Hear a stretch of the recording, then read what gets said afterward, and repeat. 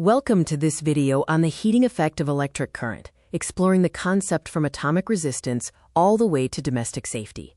Electric current is defined as the rate of flow of electric charges. This is represented by the formula I equals Q over T, where I is current, Q is charge, and T is time. The SI unit for current is the ampere. The driving force for current is the potential difference, V, which is analogous to pressure difference in water flow. Potential difference is the work done per unit charge, meaning work must be done to move the charge. Atomic friction is the obstacle to charge flow. Electrons are restrained by the attraction of atoms, creating resistance. Conductors have low resistance, resistors have appreciable resistance, and insulators have high resistance.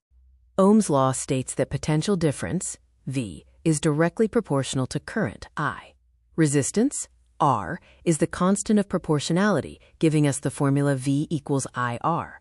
Resistance is also influenced by geometry. It is directly proportional to the length of the conductor and inversely proportional to its cross-sectional area. Longer, thinner wires have higher resistance. Resistivity, represented by the Greek letter rho, is an intrinsic characteristic property of the material. This determines resistance for a given geometry. Metals have low resistivity, while insulators have high resistivity. Alloys, such as nichrome, are ideal for heating elements. They offer an advantage with higher resistivity than pure metals and do not oxidize at high temperatures. Tungsten, with its extreme resistance, is used in light bulb filaments because it can sustain intense heat without melting. Conversely, copper, with low resistivity, is used for transmission to minimize heat. The work expended by the source to move charge, W equals VQ, is transformed into heat energy due to resistance. Energy is not lost. It is dissipated as heat. Domestic infrastructure involves the flow of current from the main supply through an electricity meter to a distribution box, which contains fuses and directs electricity to various circuits and appliances. A short circuit is a major danger, triggered by direct contact between the live and neutral wires. Resistance drops to nearly zero, causing the current to increase abruptly and creating a fire hazard.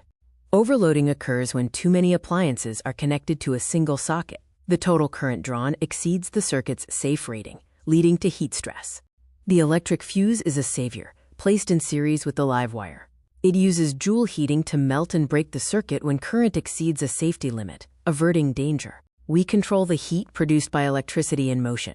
This involves utilizing resistance for applications like heating and implementing safety measures like fuses to manage the transformation of work into heat.